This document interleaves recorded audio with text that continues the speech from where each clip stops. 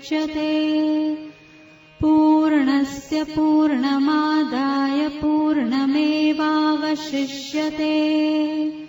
ॐ शान्ति शान्ति शान्तिः।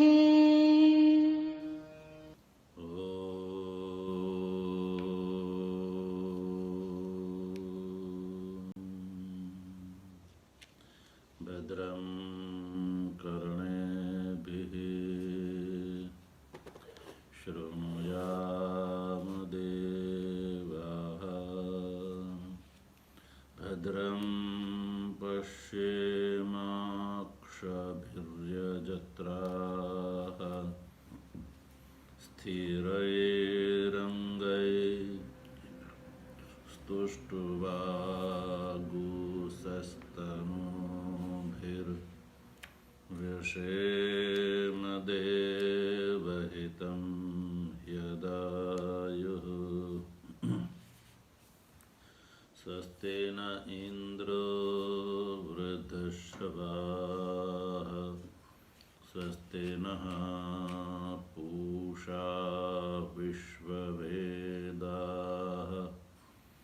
स्वस्ति नस्तार्क्ष्यो रिष्टनेमिः।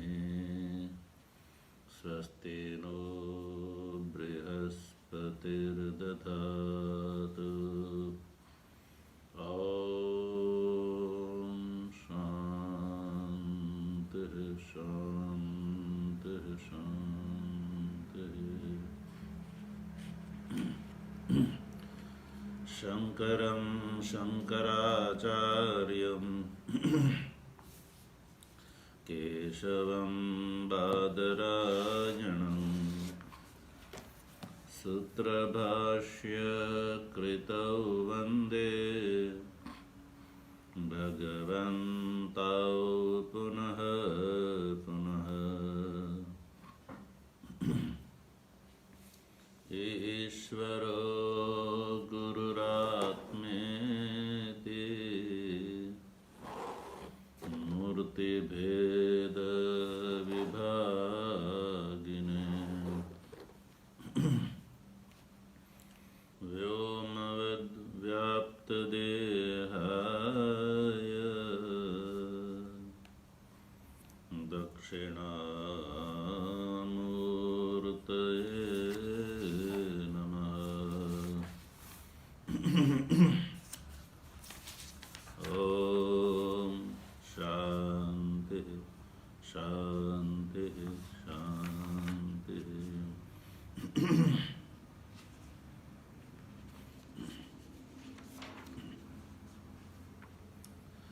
तत्व जिज्ञासु सज्जनों,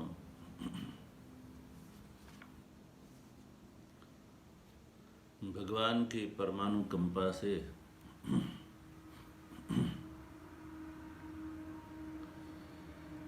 इस प्रेमपुरी आश्रम के संदर्भ में हम लोग अथर्ववेदीय ब्राह्मण भाग की प्रश्नोपनिषद की द्वितीय कंडिका का विचार कर रहे हैं।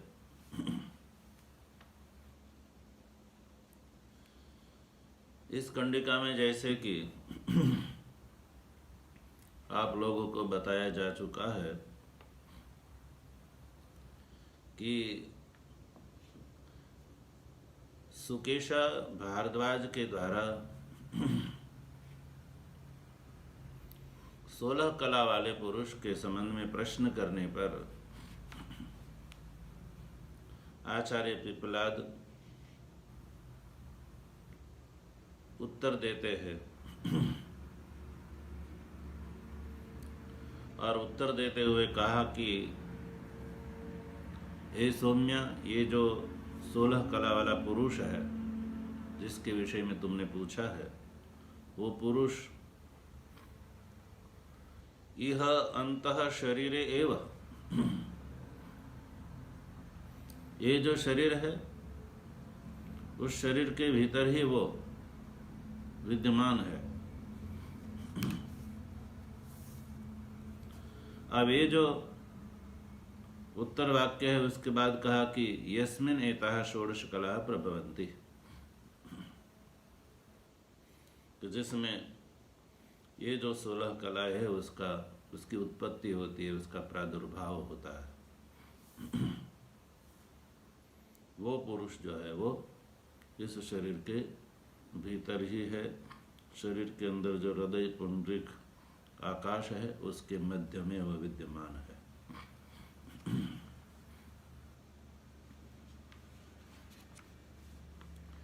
अब ये जो उत्तर है उसके ऊपर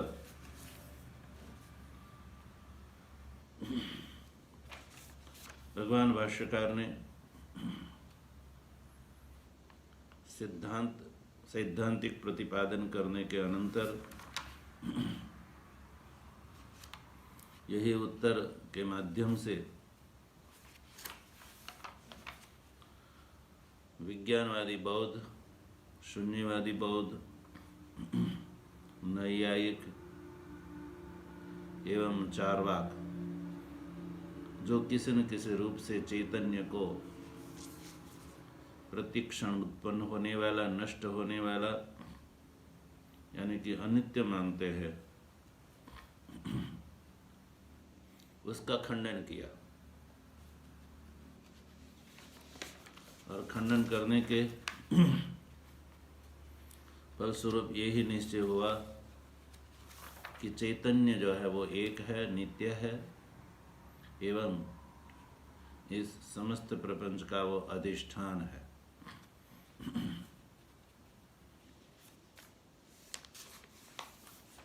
और जिसमें ये 16 कलाएं उत्पन्न होती है। तो ये बात जो है वो शास्त्रार्थ के द्वारा स्पष्ट कर दी कि चैतन्य नित्य है और समग्र प्रपंच का अधिष्ठान है। तो इससे जो विज्ञानवादी बौद्ध है उसका कहना था कि ये जो चैतन्य है वो घटादि के आकार के रूप में प्रत्येक क्षण उत्पन्न होता है और नष्ट होता है। ये बात जो है खंडित हो गई। और इसी बात का निराकरण होने पर शून्यवादी बौद्ध, नैयायिक एवं चार्वाक का भी खंडन समझना चाहिए। तो चैतन्य नित्य है, सभी प्रपंच का अधिष्ठान है, इसलिए श्रुति ने यहाँ पर इस पुरुष में कला का अध्यारोपण किया है। कला का अध्यारोपण करके श्रुति का अभिप्राय है पुरुष को निष्कल रूप से बोध कराना। अब ये जो है बात सिद्ध हो गई। अब एक दूसरी शंका यहाँ से उठाई जा रही, उसका निराकरण किया जा रहा है, जिसका विचार हम लोग काफ़ी कुछ कर रहे हैं। ननु श्रुते से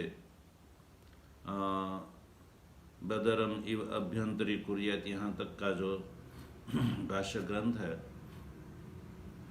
उसका विचार हम लोग कर चुके हैं।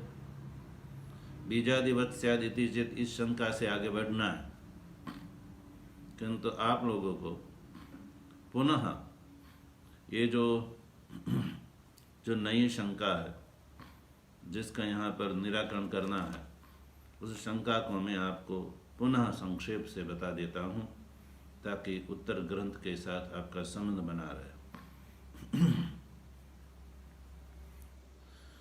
इसमें शंका ये उठ सकती है कि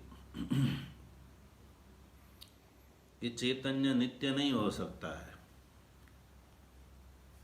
क्योंकि श्रुति में इहेव अंत शरीरे, ये जो पुरुष के लिए कहा गया कि ये जो पुरुष है वो इस शरीर के अंदर ही है, इससे जो है पुरुष यहाँ पर श्रुति के इस कथन से परिच्छिन्न हो ऐसा प्रतीत हो रहा है। तो इस परिच्छेद श्रुति से ये शंका हो सकती है कि चैतन्य यहाँ पर न नित्य, नित्य नहीं है, क्योंकि श्रुति ने ये पुरुष को परिच्छिन्न रूप से उपदेश दिया है, जैसे शरीर के भीतर ही बताया है। तो शरीर के भीतर ही उनकी उपस्थिति जब श्रुति ने कही है, तो घटादि के समान ये पुरुष जो है वो अनित्य हो सकता है,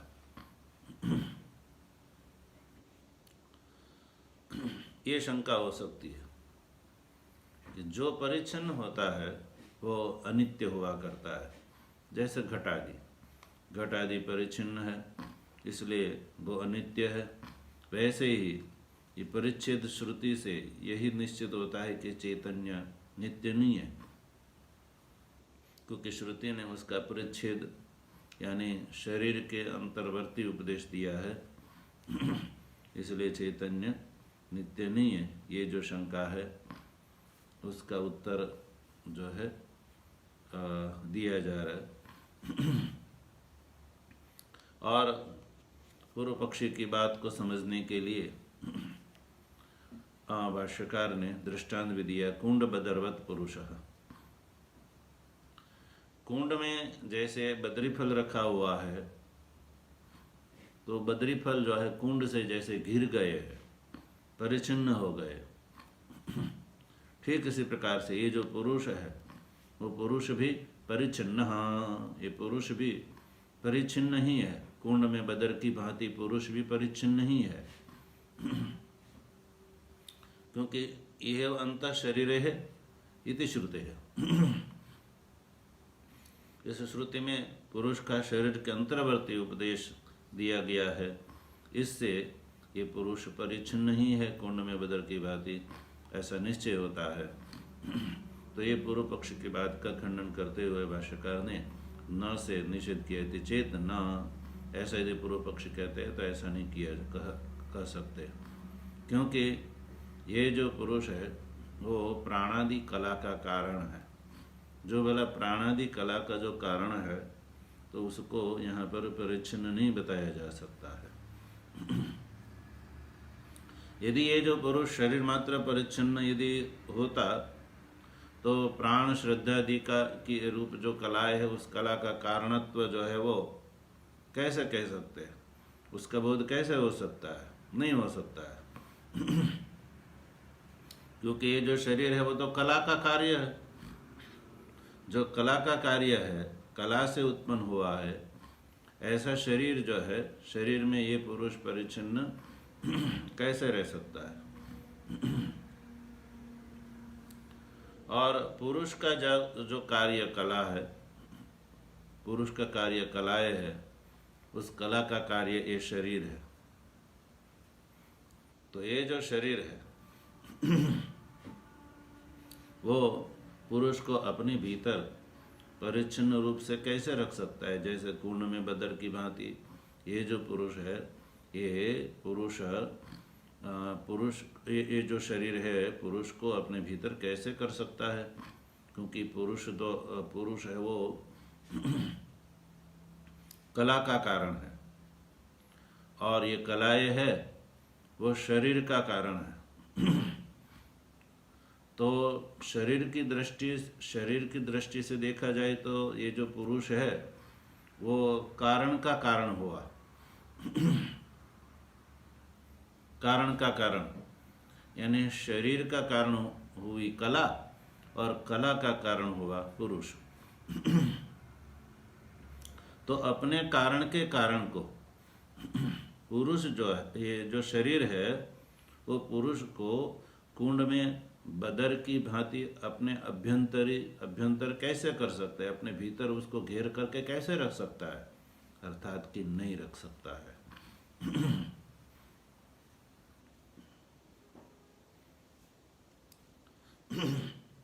तो जब ये कहा कि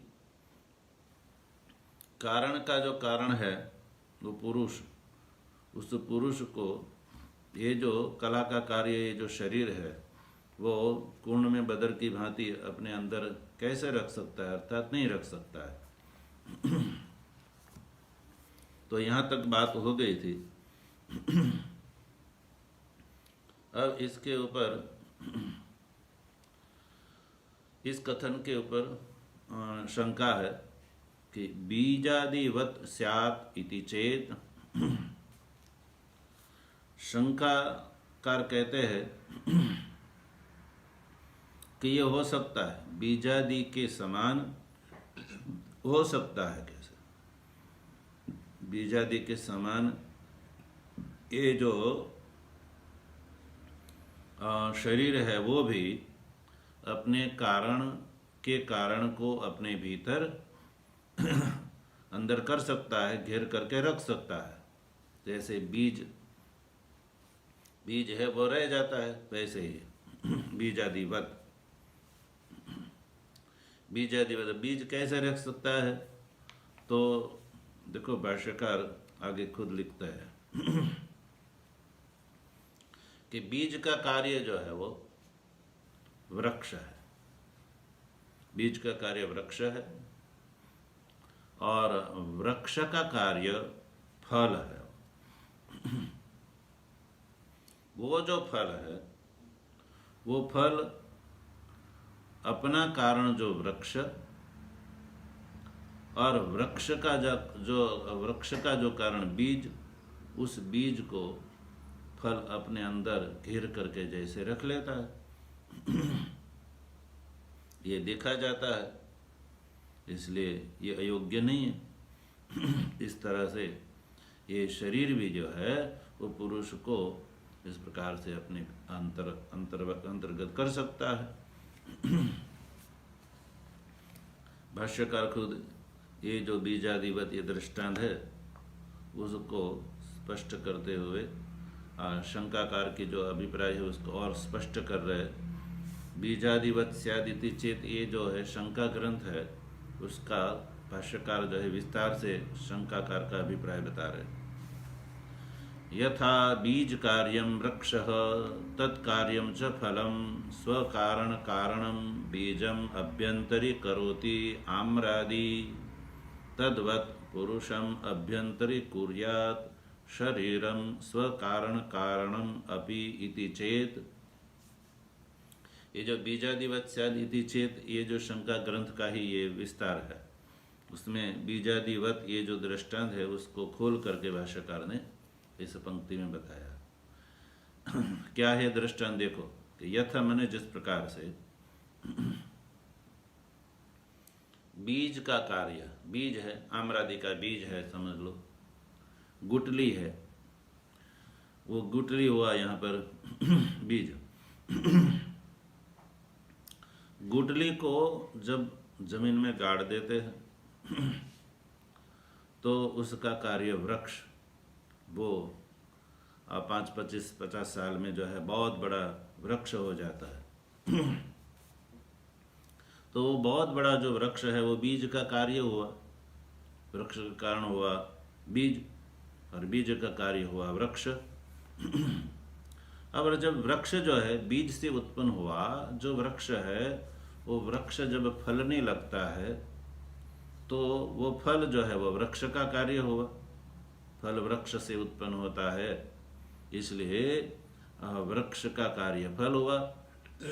वृक्ष जो है वो फल के प्रति कारण हुआ, इसलिए वृक्ष से उत्पन्न हुआ जो फल है वो फल स्वकारण कारणम बीजम, फल जो है आम्र फल जैसे ले लीजिए, आम्र फल स्वकारण, स्वकारण यानी अपना खुद का कारण जो हुआ वृक्ष, और दूसरी बात जो कारण शब्द का प्रयोग है वो वृक्ष का कारण जो बीज, तो स्व कारण कारण हुआ बीज, अपने कारण का कारण हुआ बीज, यानी फल के प्रति कारण का कारण हुआ वो जो जिस बीज से वृक्ष उत्पन्न हुआ था वो वृक्ष, वो बीज।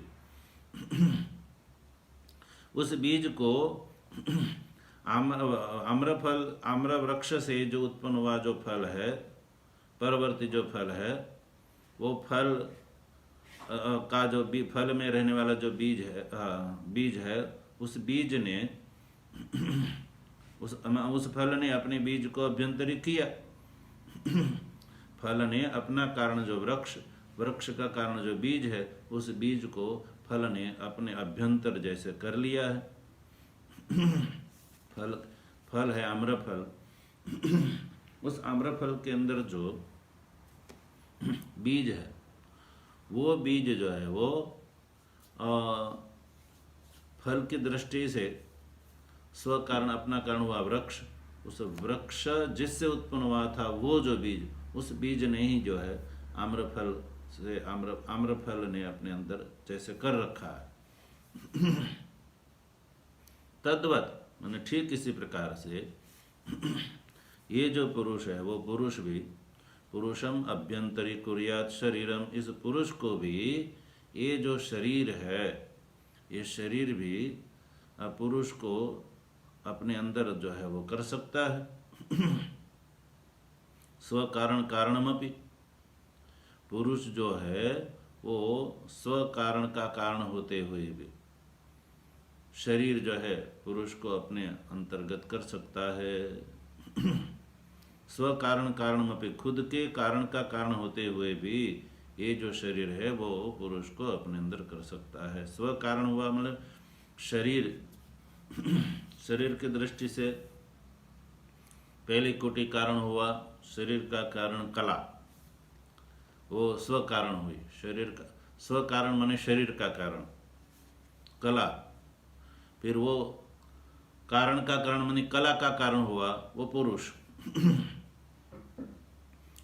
तो ये जो शरीर है वो अपना कारण कला, कला का कारण जो है पुरुष, उस पुरुष को भी अंदर जैसे वो कर सकता है, अपने शरीर के भीतर उस पुरुष को शरीर के घेर करके रख सकता है। जैसे आम्रफल है, वो आम्रफल अपने कारण वृक्ष और वृक्ष का कारण जो बीज है, उस बीज को जैसे वो अपने अंतर्गत कर सकता है, वैसे ही ये जो शरीर है वो शरीर भी अपना कारण जो कला, उस कला का कारण जो है पुरुष, उस पुरुष को भी वो अपने भीतर कर सकता है। उसमें कौन सी बड़ी बात है? इति चेत, ऐसा यदि जो है इस प्रकार की यदि शंका कोई करते हैं, पूर्व पक्ष शंका करते हैं, तो भाष्यकार आगे उत्तर देते हुए कहते हैं इति चेत न, मतलब ये शंका नहीं कर सकते हैं।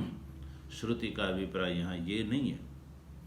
इति चेत न, क्यों नहीं कर सकते इस तरह से, ये बात इस प्रकार से क्यों नहीं हो सकती है? तो भाष्यकार सूत्र रूप से उत्तर देते हैं, अन्यत्वात् सावयवत्वात् च,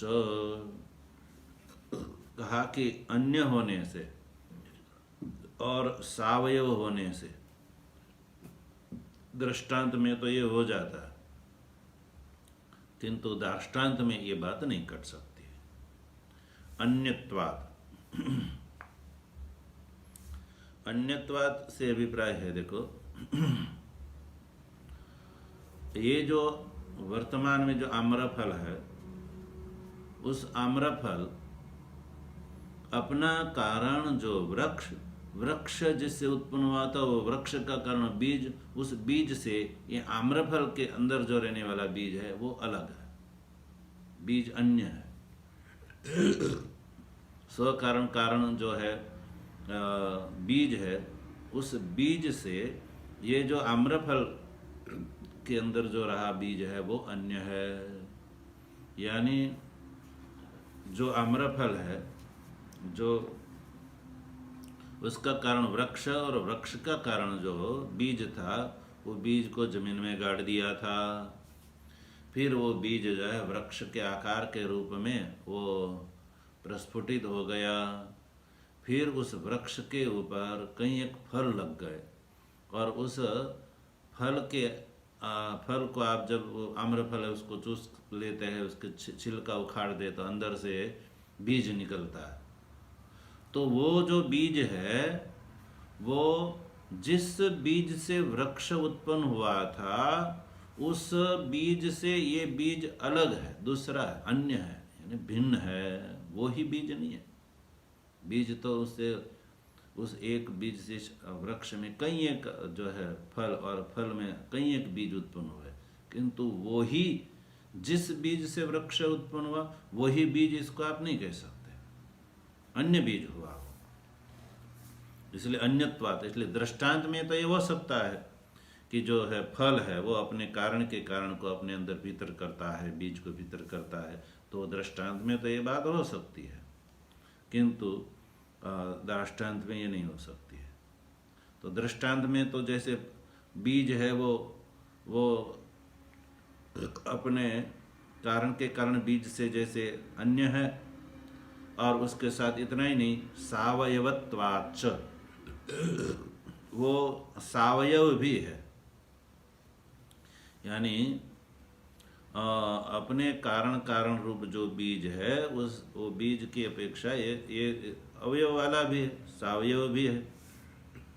तो सावयव होने से जो है दृष्टांत में तो ये बात हो सकती है, किंतु दृष्टांत में नहीं हो सकती है। तो वो अन्य है, बीज जो है वो पूर्व बीज की अपेक्षा अन्य है, और ये जो बीज है वो सावयव है, इसलिए इसमें ये जो है बात हो सकती है, किंतु जो ये पुरुष है वो अन्य नहीं है। जो कलाओं का कारण पुरुष, कलाओं का कारण पुरुष, और ये जो है शरीर अंतर्वर्ती जो पुरुष, वो पुरुष एक ही है, अन्य नहीं है। दूसरी बात, ये जो निरवयव भी है, निरवयव भी है पुरुष, इसलिए उस समय ये जो है दृष्टांत में जैसे होता है वैसे यहाँ पर ये बात नहीं हो सकती है। इसलिए भाष्यकार ने ये अन्यत्व और सावयवत्व जो है वो सूत्र रूप से जो उत्तर ग्रंथ है उसको और खोल करके बता रहे। दृष्टान्ते कारण बीजाद वृक्षफल संवृत्तानि अन्यानि एव बीजानि दार्ष्टान्तिके तु स्वकारण कारणभूतः स एव पुरुषः शरीरे अभ्यन्तरीकृतः श्रूयते। कहते हैं दृष्टांत में कारण बीजाद वृक्षफल संवृत्तानि अन्यानि एव बीजानि। दृष्टांत में जो कारण बीज है, कारण बीज यानी आम्रफल जिस बीज से उत्पन्न हुआ था, जैसे समझ लो कि कोई आम्रफल है तो 50 साल का है, तो 50 साल पूर्व जिस किसी ने भी उस वृक्ष के बीज को, जिस बीज को जमीन में गाड़ा था, और वो बीज जो है जमीन में जाकर के प्रस्फुटित हुआ, उससे वृक्ष हुआ। वृक्ष जो है 50 साल का हो गया, और 50 साल में फल आता रहा, और 50वें साल में जो फल आया, उस फल के अंदर जो बीज है, वो जो बीज है वो कारण बीज, जिस वृक्ष जिस बीज से उत्पन्न हुआ था उसको कारण बीज कहेंगे। तो वो कारण बीज से ये जो वृक्ष फल है, वृक्ष फल ने जो आवृत कर रखा है जैसे बीज को, यानी वृक्ष से उत्पन्न हुआ जो फल आम्रफल, उस आम्रफल के अंदर जो संवृत बीज है वो बीज कारण बीज से अन्य है। अन्यानि एव, इसलिए कहा कारण बीजाद वृक्ष फल संवृतानि, कारण बीज से उत्पन्न हुआ जो वृक्ष, उस वृक्ष से उत्पन्न हुआ जो फल, उस फल में जो संवृत बीज है वो कारण बीज से अन्य है। कारण अन्यानि एव बीजानि। और दाष्टान्तिक है, तो यहाँ पर दृष्टांत में क्या है कि स्व कारण कारण भूतः स एव पुरुषः शरीरे अभ्यंतरीकृतः श्रूयते। यहाँ दृष्टांत में तो स्व कारण कारणभूतः, स्व कारण यानी शरीर का कारण जो है वो कला हुई, तो वो स्व कारण, दूसरा कारण शब्द का प्रयोग वो पुरुष के लिए। स्व कारण कारण माने अपने कारण का कारण, यानी शरीर का कारण कला, कला का कारण हुई वह पुरुष। तो शरीर की दृष्टि से जो पुरुष है वह स्व कारण कारण हुआ। तो शरीर के कारण का कारण जो पुरुष, वो ही पुरुष, वो कारणभूत पुरुष जो है वो स एव पुरुष शरीर अभ्यंतरीकृत, वही पुरुष शरीर के अंदर अभ्यंतरीकृत है, वो बीज के समान दूसरा नहीं है। शरीर अभ्यंतरीकृत श्रूयते, श्रूयते यानी ये श्रुति में जो है ऐसा कहा गया है। यस्मिन् एताः षोडश कलाः इति, इसमें यत् शब्द से उक्त वही पुरुष है जो अंत शरीर सौम्य स पुरुष, ये जो कहा गया। इसलिए उस पुरुष अलग नहीं है। दृष्टांत में तो वो कारण बीज की अपेक्षा ये जो वृक्ष के फल के अंदर जो बीज है वो अलग है, किंतु दृष्टांत में पुरुष में भेद नहीं है। स्व कारण कारणभूत पुरुष है, वही पुरुष को शरीर के अंदर अभ्यंतरीकृत है, वैसा इस श्रुति के द्वारा सुना गया है।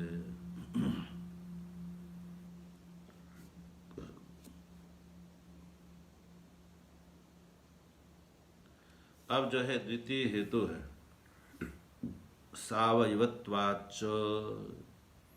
एक तो ये अन्यत्व हेतु को बता दिया, अब सावयवत्व को भी बता रहे कि दृष्टांत में देखो,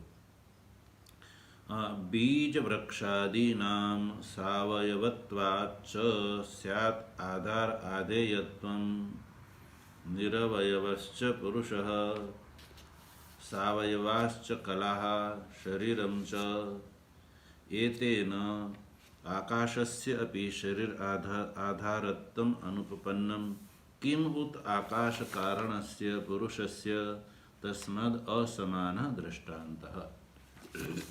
कहते हैं ये अन्यत्व हेतु को जो है वो स्पष्ट कर दिया। अब सावयवत्व जो भाष्यकार ने कहा कि दृष्टांत में वो सावयवत्व है, वो कहते हैं बीज वृक्षादि नाम सावयवत्वाच्च। बीज जो बीज और वृक्ष ये दोनों जो है सावयव है। बीज वृक्षादि नाम सावयवत्वाच्च, बीज और वृक्ष दोनों सावयव है, इसलिए सावयव होने से उन दोनों के बीच में स्यात् आधार आधेयत्वम, आधार आधेयत्व जो है वहाँ पर हो सकता है। बीज और वृक्ष में आधार आधेय भाव हो सकता है सावयव होने से। वो फल है वो आधार और बीज है वो आधेय, ऐसा वहाँ सावयव होने से बीज वृक्ष में तो हो सकता है, किंतु यहाँ पर पुरुषः निरवयवश्च, पुरुष है वो तो निरवयव है, तो निरवयव पुरुष में आधार आधेय भाव नहीं हो सकता है। देखिए सावयवाश्च कलाः शरीरं च, शरीर और जो कला है वो सावयव है और पुरुष है वो निरवयव है। कारणभूत जो पुरुष है वो कारणभूत पुरुष है वो निरवयव है, और जो है कार्यभूत ये जो कला है पुरुष से उत्पन्न हुई कला और उससे उत्पन्न हुआ जो शरीर, वो कला और शरीर दोनों सावयव है। तो निरवयव और सावयव, उन दोनों में आधार आदि भाव नहीं हो सकता है। सावयव में ही आधार आदि भाव हो सकता है, जैसे बीज वृक्ष में है वैसे।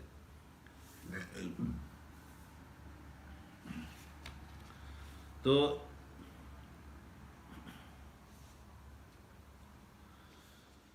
इसलिए कहा कि एतेन आकाशस्य अपि शरीर आधारत्वम अनुपपन्नम। एतेन मन इससे ये बात स्पष्ट हो जाती है कि जब निरवयव और सावयव में आधार आधि भाव नहीं हो सकता है, तो इससे कि आकाशस्य अपि शरीर आधारत्वम अनुपपन्नम। जब आकाश है वो कार्यभूत है, कलाओं में एक आकाश भी है, आकाश को भी गिना गया है कला। तो आकाश भी शरीर के आधार रूप से आकाश भी शरीर का आधार नहीं हो सकता। शरीर आधारत्वम, आकाश में भी जो है अनुपपन्न है। आकाशस्य भी शरीर आधारत्वम अनुपपन्नम, शरीर के शरीर आधारत्वम आकाश में भी अनुपपन्न है। तो भला आकाश कारणस्य पुरुषस्य, आकाश का जो कारण है पुरुष, उस पुरुष में जो है वो शरीर आधारत्व कैसे उत्पन्न हो सकता है? शरीर जो है वो पुरुष का आधार कैसे हो सकता है? आकाश जो है एक कला है, वो ये जो शरीर आकाश का भी आधार नहीं हो सकता है। आकाश को भी जो है, समग्र आकाश को भी वो अपने अंदर आधे के रूप में आकाश को समेट करके नहीं रख सकता है। तो आकाश का जो कारण पुरुष है, उस पुरुष को वो ये जो शरीर है परिच्छिन्न शरीर अपने अंदर ये पुरुष को परिच्छिन्न होकर के कैसे रख सकता है? अर्थात कि नहीं रख सकता है। इसलिए भाष्यकार कहते हैं तस्माद् असमानः दृष्टान्तः। तस्माद् माने जिस कारण से ये दृष्टांत में विरुद्धत्व है,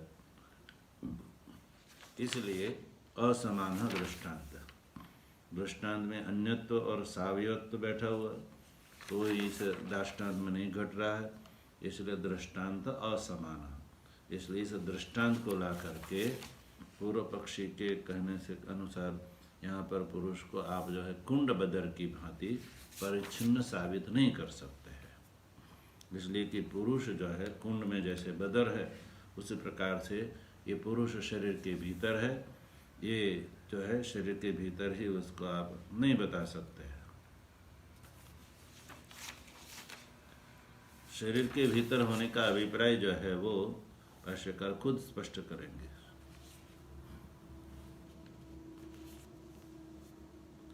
कहते हैं एक और शंका आगे कि किम दृष्टांतेन वचनात् स्यात् इति चेत न। पूर्व पक्षी कहते हैं ठीक है, चलो दृष्टांत को छोड़ दो। दृष्टांत यहाँ पर विषम सिद्ध हुआ, विषम दृष्टांत से जो है बात सिद्ध नहीं हुई।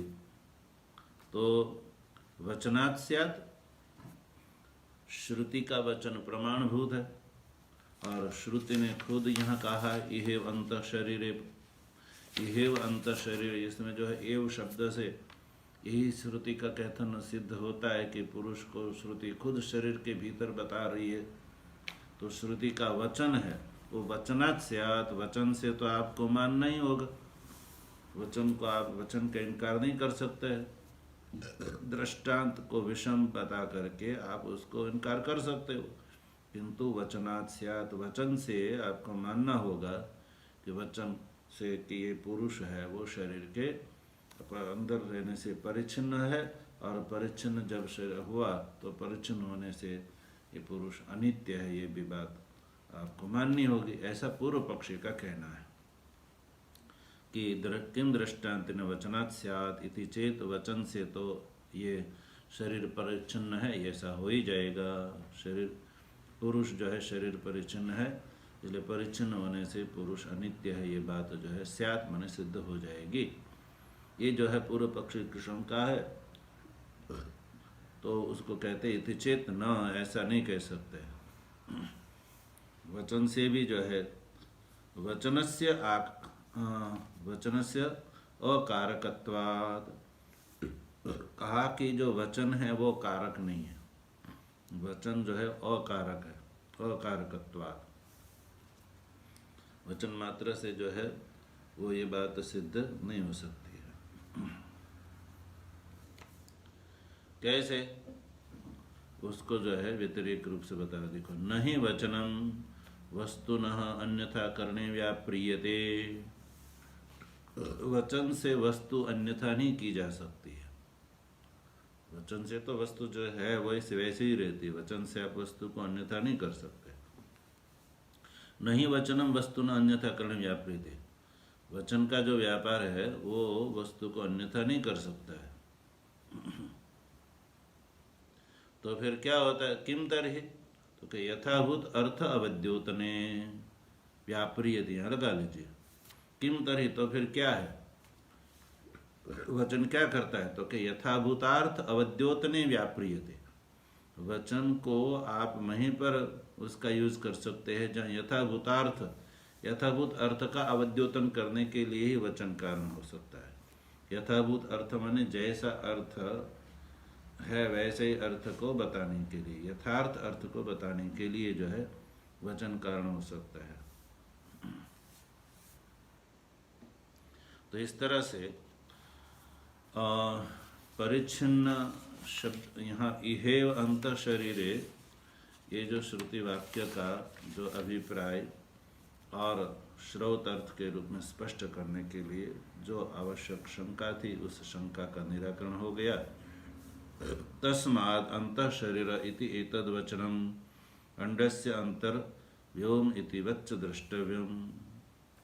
तस्माद् माने जिस कारण से पूर्व पक्षी के अनुसार जो है उनका कथन जब साबित नहीं हो पाया, यानी श्रुति का अर्थ पुरुष को परिच्छिन्न बताना नहीं है, परिच्छिन्न बताना होता तो अनित्यत्व दोष आता। इसलिए अंतः शरीर इति एतद् वचनम, ये जो श्रुति में अंतः शरीर ये जो वचन है वो अंडस्य अंतर्व्योम इति वच्च द्रष्टव्यम्।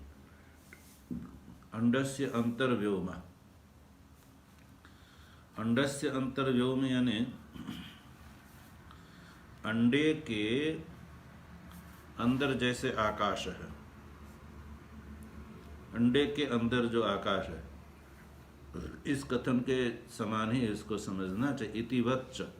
इतिवत माने इसके समान जो है इसको समझना चाहिए, जैसे अंडे के अंदर आकाश है वैसे।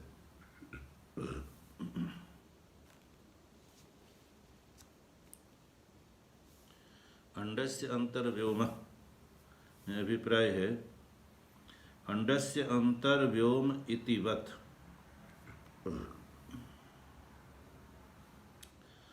और इसको और स्पष्ट कर सकते हैं कि दर्पण के अंदर जैसे अपना मुख है, प्रतिबिंबवाद की दृष्टि दर्पण से अंतर्मुखम, दर्पण के अंदर अपना मुख जैसे होता नहीं कि दिखता है, वैसे अंडे के अंदर जैसे व्योम है तो आकाश जैसे अंडे के अंदर वैसे आ थोड़ा जाता है, लेकिन फिर भी कहा जाता है कि आकाश जो है अंडे के अंतर्गत है। ऐसे ही जो है अंतः शरीर ये जो वचन भी इसके समान समझना चाहिए। तो फिर श्रुति ने यहाँ पर अंतः शरीर ऐसा प्रयोग क्यों किया उसका?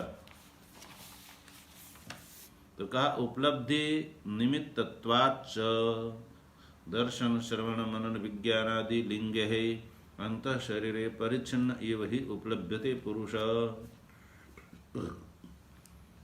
इसलिए यहाँ पर शरीर अंतर्वर्ती, पुरुष का शरीर अंतर्वर्ती उपदेश इसलिए दिया कि उपलब्धि निमित्तत्वाच्च, शरीर जो है वो ये पुरुष की उपलब्धि का निमित्त है।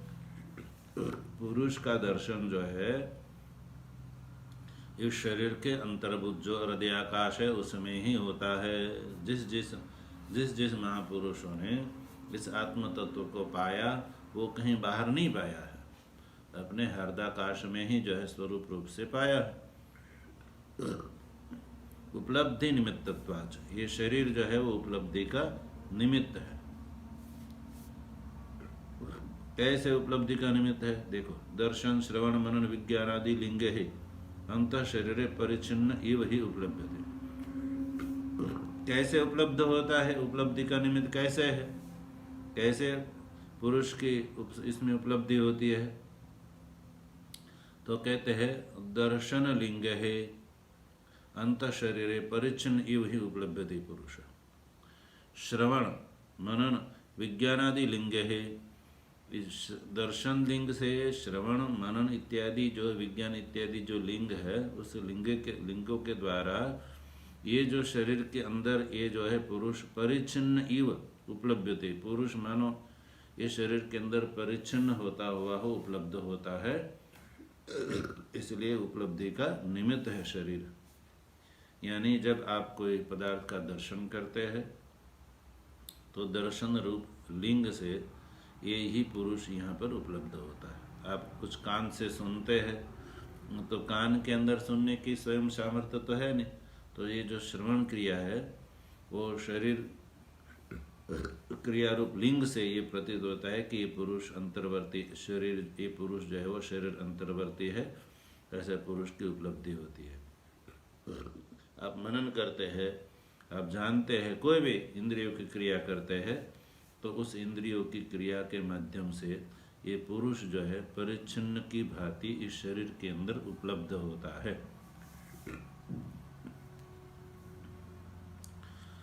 अब उपलभ्यते च अतः उच्यते अंतः शरीरे सौम्य स पुरुषः इति। और उपलभ्यते च, जब उपलब्ध होता है इसलिए अंतः शरीरे सौम्य स पुरुष इति उच्यते। इसलिए कि ये जो, इसलिए पिपलाद जी ने सुकेशा भारद्वाज को उत्तर दिया कि हे सौम्य सपुरुष अंतः शरीरे, अंतः शरीरे इस शरीर के अंदर है, ऐसा कहा गया, उच्चते यानी कहा गया। न पुनः आकाश कारण सन कुंडबदर्वत शरीर परिच्छिन्न इति मनसा इच्छति वक्तुम मूढ़ोपि किमुत प्रमाणभूतः श्रुति। न पुनः आकाश कारण सन, ये जो है पुरुष आकाश का कारण होता हुआ, आकाश आदि जो कला का कारण होता हुआ वो करके भी कुंड बदरवत, कुंड में जैसे बद्री फल है वैसे ही शरीर परिच्छिन्न, इस आकाश के कारण जो है पुरुष को शरीर के परिच्छिन्न बताना जो है वो मनसापि इच्छति वक्तुम श्रुति, श्रुति जो है मन से भी इसको इच्छा नहीं करेगी कि उसको केवल शरीर परिच्छिन्न बताना, तो श्रुति मन से भी जो है ऐसे इच्छा नहीं कर सकती है। मूढ़ोपि, मूढ़ोपि मनसा इच्छति वक्तुम न किम उत प्रमाणभूता श्रुति। मूढ़ भी जो है, मूढ़ भी मन से भी इच्छा नहीं करेगा कि आकाश का कारण जो ये जो पुरुष है वो कुंड में जैसे बदर की भांति शरीर परिच्छिन्न बताना मूढ़ भी नहीं इच्छता है, तो किम उत प्रमाणभूता श्रुति है। अप्रमाणभूत जो है मूढ़ भी जब ऐसा नहीं कह सकता है तो श्रुति तो प्रमाणभूत है, तो श्रुति भी जो है उसको इस प्रकार से कहने की इच्छा नहीं करेगी या कथन नहीं करेगी मूढ़ की भांति। तो इस तरह से ये जो है केवल उपलब्धि का निमित्त होने से ही पुरुष को शरीर अंतर्वर्ती बताया। शरीर अंतर्वर्ती बताने के पीछे श्रुति का अभिप्राय पुरुष को परिच्छिन्न बताना नहीं है। तो इस तरह से जब ये पुरुष है शरीर परिच्छिन्न सिद्ध नहीं हुआ, इसलिए शरीर परिच्छिन्नत्व जो अनित्य दोष है वो भी पुरुष के अंदर नहीं हुआ।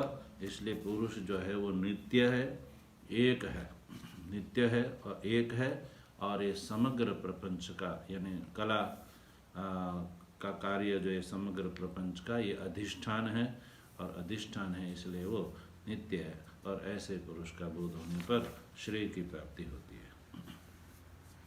तो सज्जन, इस तरह से यहाँ पर ये द्वितीय कंडिका का भाष्य यहाँ पर समाप्त हुआ। और भगवान की कृपा से ही आगे का विचार फिर करेंगे।